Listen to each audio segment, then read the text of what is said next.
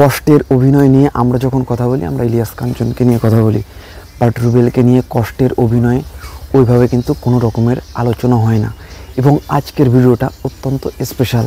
এবং আজকের ভিডিওতে আমরা কথা বলবো যে ছবিতে কষ্টের প্যাথেটিক একটা স্যাক্রিফাইসিং ক্যারেক্টারে ইলিয়াস কাঞ্চনকে কি বিট করে ছাপিয়ে গিয়েছিল রুবেল, নাকি কী হয়েছিল ওই সিনেমাটাতে। আজকে আমরা স্বজন সিনেমাটা নিয়ে কথা বলবো, যে কষ্টের যে প্যাথেটিক যে স্যাক্রিফাইসিং যে ক্যারেক্টারটা, আসলে এটা নিয়ে আমরা কথা বলবো। ভিডিওটি অত্যন্ত স্পেশাল হতে যাচ্ছে। ভিডিওটি স্টার্ট করার আগে আপনাদের কাছে ছোট্ট একটা অনুরোধ, আপনারা যদি ফিল্মস স্পাই চ্যানেলটিতে নতুন হয়ে থাকেন তো ডেফিনেটলি সাবস্ক্রাইব করবেন, বেল আইকনে ক্লিক করবেন, লাইক করবেন, শেয়ার করবেন এবং কমেন্টস করে জানিয়ে দেবেন আপনাদের মূল্যবান মতামতটা। I am waiting for your comments.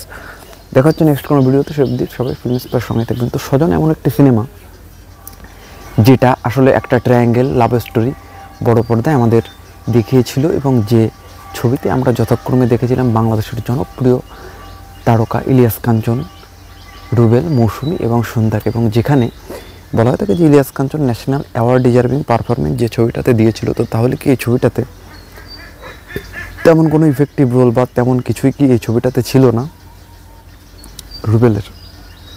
তো দেখেন, ছবিটা আমরা রিভিউ করেছি বা ছবিতে পারিশ্রমিক নিয়ে এগুলো আমরা কথা বলেছি, এগুলো নিয়ে আমরা অলরেডি কিন্তু আলোচনা করেছি।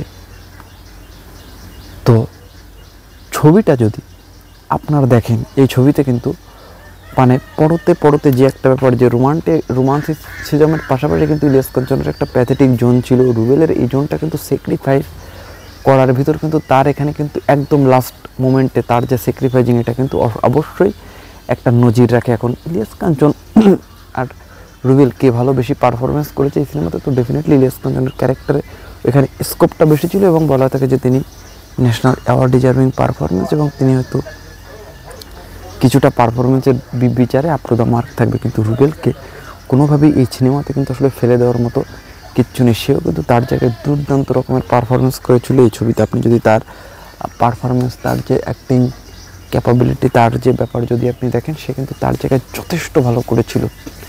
এবং কিছু ডায়লগ যদি আপনি দেখেন, রুবেল অন্য ছবিতে যেরকম টিপিক্যাল ডায়লগ দেয়, এখানে কিন্তু তার থেকে ভেরিয়েশন ছিল। এখানে তার অ্যাক্টিংয়ের লেয়ারটাও কিন্তু আপ টু দ্য মার্ক ছিল। এখানে কিন্তু আসলে তিনি প্রুভ করার চেষ্টা করেছিলেন যে আই এম নট, মানে রুবেলকে আসলে ওরকম হেলে ফেলে দেওয়ার হিরো রুবেল নয়। একজন রুবেলকে নিয়ে কথা বলতে হলে তার অ্যাক্টিং ক্যাপাবিলিটি আসলে দম আছে, এবং রুবেলের অ্যাক্টিংয়ে দম থাকা কিছু ক্যারেক্টার, কিছু সিনেমা নিয়ে আমরা একটা স্পেশাল একটা আয়োজন কিন্তু আমরা করব। তো যাই হোক, এই পর্যায়ে কিন্তু ভিডিওটা এই অবধি থাকলো, যে একজন রুবেলের যে পারফরমেন্স, একজন রুবেলের যে অ্যাক্টিং, তো সেটা কিন্তু আসলে দুর্দান্ত ছিল।